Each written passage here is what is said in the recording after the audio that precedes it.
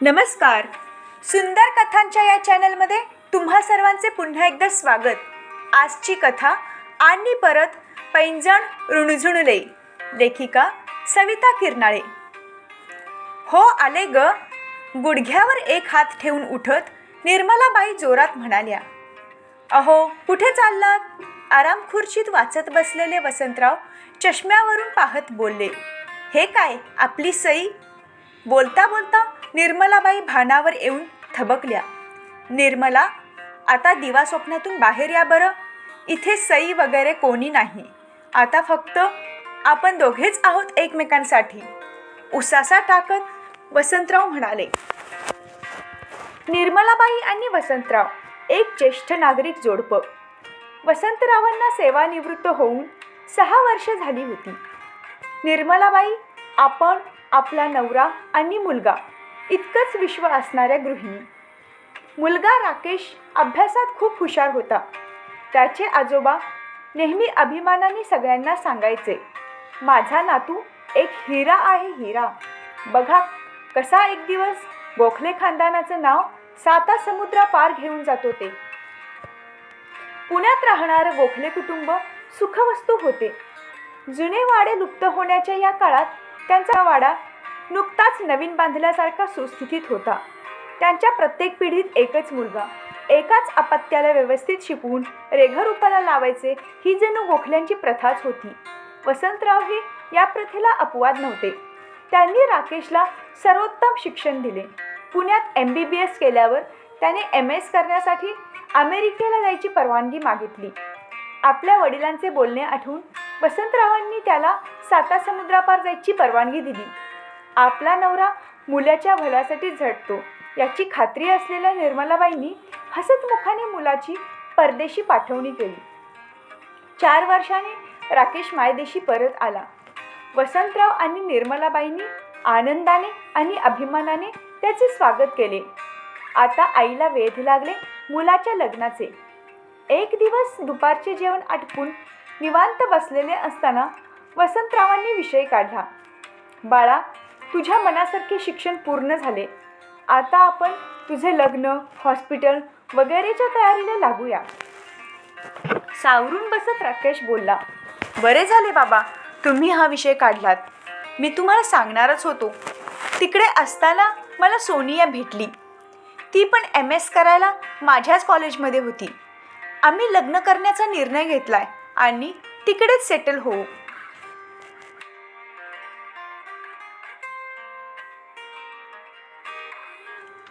अरे पण कोण ती मुलगी? तू आम्हाला न विचारता असं डायरेक्ट कसा लग्नाचा आणि तिकडेच सेटल होण्याचा निर्णय घेऊ शकतो?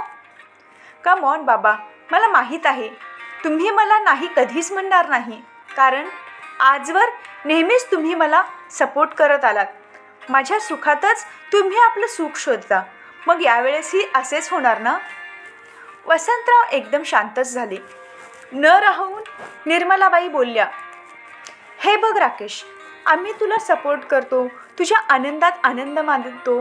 हे सगळं कितीही खरे असले तरी तुझे पालक नाही तर जन्मदाते म्हणून आमच्याही काही अपेक्षा असतील ना तुझ्याकडून.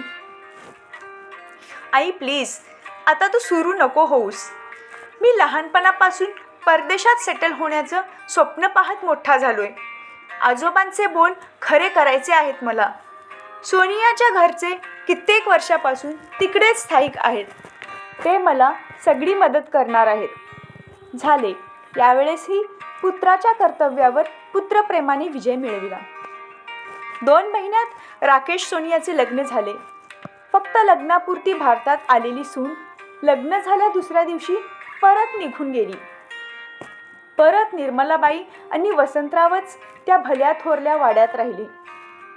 3 वर्षांनी या दोघांना बढती मिळून ते आजी आजोबा झाले. ती गोड नाजूक दुधावरची सई पाहून मन भरून येईल. व्हिडिओ कॉलवर तिच्या बाललीला पाहून वसंतराव आणि निर्मलाबाई अपेक्षाभंगाचे दुःख विसरून जात. सई जेव्हा 2 वर्षाची झाली तेव्हा राकेश सोनिया तिला घेऊन भारतात आले. चिमुकल्या परीसाठी निर्मलाबाईंनी घुंगराचे पैंजण घेतले. ते घालून छुमछुम करत घरभर फिरत असे ती. राकेशने तिला आजी आजोबा म्हणायला शिकवले होते. आजी आजी करत सई निर्मलाबाईंच्या मागे मागे फिरे तर आजो अशी प्रेमळ साथ घालत वसंतरावांच्या मांडीवर जाऊन बसे. राकेश आल्यावर आठवडाभराने एक भली मोठी कार वाड्यासमोर येऊन उभी राहिली. आतून उतरलेल्या माणसाची हा माझा मित्र अशी ओळख करून देत राकेश त्याला आपल्या रूममध्ये घेऊन गेला. असेल काही काम असा विचार करून वसंतरावांनी तिकडे दुर्लक्ष केले. थोड्या वेळात सोनिया पण आत गेली. तासा 2 तासांनी तो मित्र बाहेर आला आणि तुम्ही मला सांगा लवकर काय ते, म्हणजे आपल्याला डील फायनल करता येईल असे बोलत कारमध्ये बसून निघून गेला. 2 दिवस घरातील वातावरण काही वेगळेच होते. सोनिया सासू सासऱ्यांची जरा जास्तच सेवा करत होती. राकेश आईवडिलांची मर्जी राखण्याचा प्रयत्न करत होता. निर्मलाबाई वसंतरावांच्या कानाला लागल्या. अहो, मला यांचा नूर काही वेगळाच वाटतोय. काय यांचा बेत आहे कुणास ठाऊक. वसंतरावांनाही तसा अंदाज आला होता, पण तरी बायकोची समजूत काढत ते बोलले, तसे काही नसेल, तुम्ही उगाच जास्त विचार करू नका. रात्री जेवताना सहज विचारल्यासारखं राकेशने विचारले, बाबा, आपल्या वाड्याची अंदाजे किंमत काय असेल हो? वसंतरावांचा तोंडाकडे जाणारा घास मध्येच थबकला. वरकरणी हसत ते म्हणाले, काय रे बाबा, वाडा विकून आम्हाला रस्त्यावर आणण्याचा विचार आहे की काय तुझा? अहो नाही बाबा असं काही, राकेश वरमून म्हणाला. सकाळी फिरून येऊन चहा घेत निर्मलाबाई वसंतराव झोपाळ्यावर बसले होते. अचानक आतून सोनियाचा जोरात ओरडून बोलण्याचा आवाज आला. रॉकी, तू बोलणार आहेस त्यांच्याशी की मीच बोलू? ज्या कामासाठी आपण इकडे आलो ते कामही नीट करत नाहीस तू. बोलता बोलता दोघे बाहेर आले. या दोघांना पाहून थोडे चपापले. वसंतरावांनी हा काय प्रकार आहे असे विचारले. राकेश बोलू लागला, बाबा, आता तुमची दोघांची 70 जवळ आली आहे. मी तिकडे दूर राहायला, या वयात या एवढ्या मोठ्या घरात असे तुम्ही दोघेच राहणे हे मनाला पटत नाही. राकेश, मुद्द्यावर ये. काय म्हणायचं आहे तुला नेमके? तर मी असा विचार करत होतो की हा वाडा आपण विकूया. तुम्हा दोघांसाठी एक वेल फर्निश्ड 1 BHK फ्लॅट घेऊ, जेणेकरून साफसफाईला पण बरे पडेल आणि इथे असे एकटे राहण्यापेक्षा आजूबाजूला 4 लोक असतील. बरं, हा वाडा विकून किती पैसे मिळतील आणि तू काय करणार त्याचे? बाबा, कमीत कमी 20 करोड तरी मिळतील. मी या पैशात अजून थोडी भर टाकून अमेरिकेत एक सी फेसिंग बंगला विकत घेणार आहे. आपल्या मुलाचे हे इतके स्वार्थी विचार ऐकून निर्मलाबाई थक्क झाल्या. रागाने थरथरत वसंतराव झोपाळ्यावरून उठले. राकेश, आत्ताच्या आत्ता तुझी बॅग भरायला घे आणि 10 मिनिटात हे घर सोडून चालतं व्हायचं, नाहीतर 11व्या मिनिटाला धक्के मारून तुम्हाला घराबाहेर काढेन मी. राकेश हबकला. आई, तू तर सांग बाबांना. मी काय सांगू, त्यांनी 10 मिनिटं तर दिली आहेत, मी तेवढेही दिले नसते. अरे कसला मुलगा तू? आई बापाला वडिलोपार्जित घरातून बेघर करून स्वतःचा बंगला बनवायला निघालास. अरे, जनाची नाही तर निदान मनाची तरी लाज ठेवायची. इतकं कसं कोणी स्वार्थी असू शकतं? शिकायला परदेशी जायचे बोललास, पाठवलं आम्ही. तुझ्या आवडीची मुलगी बायको म्हणून आणलीस, तेही मान्य केलं. आम्हाला काय वाटतं, आमची काय गरज आहे याचा विचार न करता परदेशात स्थायिक झालास. तेही दुःख गिळून गप्प बसलो आम्ही. पण आता अजिबात नाही. पाणी आता डोक्यावरून चाललं आहे, ते आम्ही सहन करणार नाही. निघा आता तुम्ही आणि परत यायचा अजिबात विचार करू नका. सईला उचलून घेऊन तिचा पापा घेत त्या पुढे बोलल्या, बाळा, या गोखल्यांच्या वाड्यात कित्येक पिढ्यांनंतर घरच्या मुलीचे पैंजण रुंजुनले. कदाचित ही नव्याची नांदी असावी. दुधावरची साय म्हणून तू आम्हाला प्रिय आहेसच, पण आज आमचे दूधच नासकं निघालं. खूप आशीर्वाद तुला. इतकं बोलून त्या आतल्या खोलीत निघून गेल्या. वसंतरावही पेपर वाचत शांतपणे आराम खुर्चीत बसून राहिले. निर्मलाबाईंनी स्वयंपाक आटोपला. रोजच्याप्रमाणे दोघांनी एकत्र जेवून घेतले.